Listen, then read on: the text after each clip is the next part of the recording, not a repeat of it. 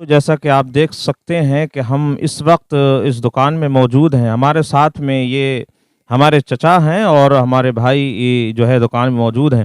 ان سے سب سے پہلے نام پوچھتے ہیں۔ چچا آپ کا نام؟ میرا نام پپو ہے۔ ماشاء اللہ، آپ کا نام؟ تنویر احمد ہے۔ سب سے چھوٹی نیکی جو ہے وہ کیا ہے؟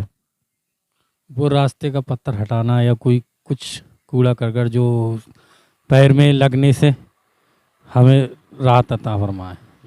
بالکل ماشاء اللہ، سب سے چھوٹی جو نیکی ہے وہ راستے کا پتھر ہٹانا ہے۔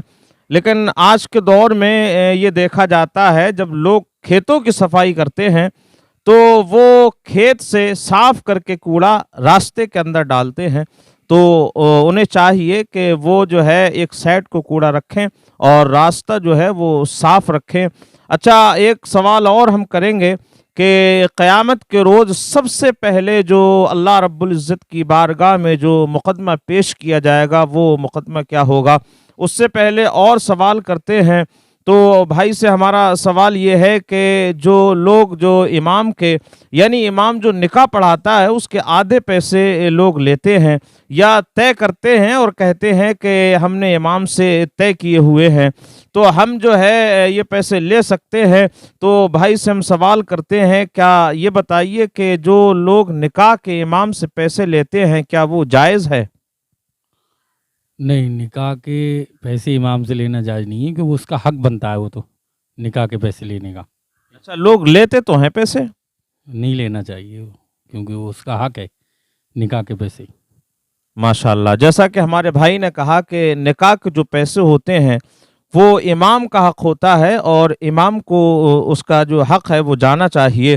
اچھا، جو لوگ امام سے پیسہ لے لیتے ہیں تو وہ گناہگار ہوتے ہیں، اور اگر وہ چاہیں کہ اس گناہ کی معافی تلافی ہو اور ہم جو ہے توبہ کریں تو کیا آپ بتائیں گے کہ وہ کس طریقے سے توبہ کریں تاکہ جو گناہ ہے وہ ان کا ختم ہو؟ وہ اللہ تبارک تعالیٰ سے معافی مانگ لے، ایسی معافی مانگے جو دوبارہ یہ گناہ نہ کیا جائے۔ ہمارے بھائی نے کہا کہ وہ لوگ اللہ رب العزت سے معافی مانگ لیں، لیکن میں یہ سمجھتا ہوں جہاں تک ہم نے جو کتابوں میں پڑھا ہے وہ یہ پڑھا ہے کہ جب کوئی کسی کا حق مار لیتا ہے، پڑوسی کا حق مار لے، بھائی کا حق مار لے یا رشتہ دار کا حق مار لے، تو جب تک جو حق مارا گیا ہے وہ حق رشتہ دار تک نہ پہنچے معافی تلافی نہیں ہوتی ہے۔ اللہ رب العزت اسے جب تک معاف نہیں کرتا ہے کہ جب تک وہ جس کا حق مارا گیا ہے وہ اس کو معاف نہ کر دے۔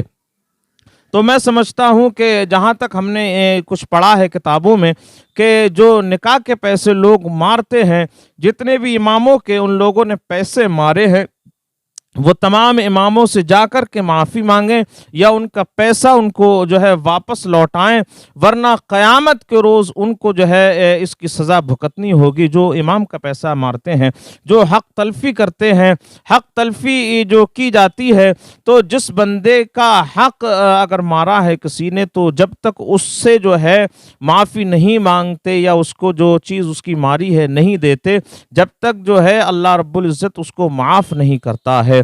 مثال کے طور پر باپ کو تکلیف پہنچائی ہے تو باپ سے معافی مانگنی پڑے گی، اگر رشتہ دار کو تکلیف پہنچائی ہے تو رشتہ دار سے جو ہے معافی مانگنی ہوگی۔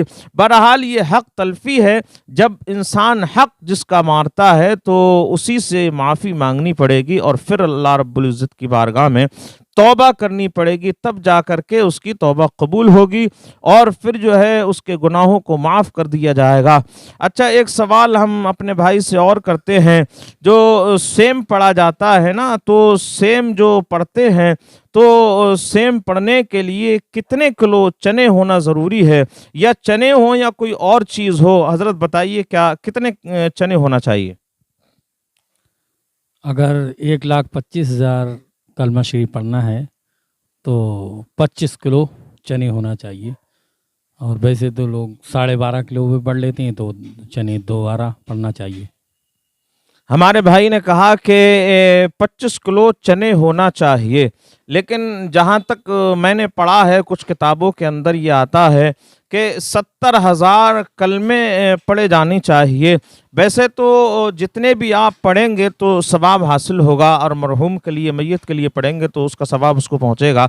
लेकिन जहाँ तक मैंने पढ़ा है कुछ किताबों में आता है कि 70,000 कलमे शरीफ पढ़ दिए जाएँ तो अल्लाह रब्बुल इज़्ज़त उनकी बरकत से मरहूम की या मरहूमा की मग़फ़िरत फरमा देता है। तो मैं समझता हूँ कि 70,000 जो कलमा शरीफ पढ़ा जाता है, तो तारीख़ में आता है, किताबों में आता है कि उसके जो चने बनते हैं वो 12 किलो चने बनते हैं, या 12.5 या 14 किलो तकरीबन चने बनते हैं।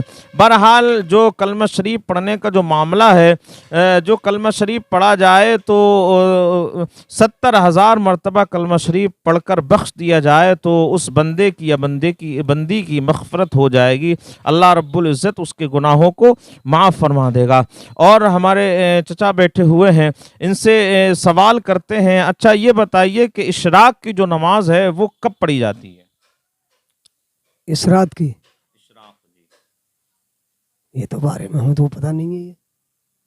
इशराक की नमाज ज़रा दिमाग पर जो है ज़ोर डालकर बताएं और तवज्जो फरमाएं कि गौर करें कि जो इशराक की नमाज है वो कितने वक्त पढ़ी जाती है। आप बताएं भाई। इशराक की नमाज सूरज निकलने के 20 मिनट बाद से शुरू हो जाती माशाअल्लाह, बिल्कुल सही जवाब दिया कि इशराक की जो नमाज है वो सूरज निकलने के 20 मिनट के बाद पढ़ी जाती है। अच्छा, हमारा सवाल एक और था कि क़यामत के रोज़ जो सबसे पहले मुक़दमा अल्लाह रब्बुल इज़्ज़त की बारगाह में पेश किया जाएगा तो वो कौन सा मुक़दमा होगा? तो हम जो है पूछते हैं अपने भाई से, अच्छा बताइए कि वो कौन सा मुक़दमा होगा जो अल्लाह रब्बुल इज़्ज़त की बारगाह में क़यामत के रोज़ सबसे पहले पेश किया जाएगा? क़यामत के रोज़ सबसे पहले मुकदमा अल्लाह ताला उसके पड़ोसी का मुकदमा पूछा जाएगा सबसे पहले। माशाअल्लाह, बिल्कुल सही जवाब है कि पड़ोसी का मुकदमा अल्लाह रब्बुल इज़्ज़त की बारगाह में पेश किया जाएगा। अच्छा, पड़ोसी को आप सताते तो नहीं हैं? ना, बिल्कुल नहीं है। उसको हमारी जानिब से कोई भी तकलीफ़ ना पहुँचे, ना ज़ुबान से, ना हाथ से, ना पैर से, ना कोई और। माशाअल्लाह, ये पैगाम हज़रत ने दिया कि भाई ने हमारे पैगाम दिया कि पड़ोसी को किसी भी तरीक़े से कोई तकलीफ़ नहीं होना चाहिए, ना हाथ से, ना पाँव से, ना आँख से, ना कान से।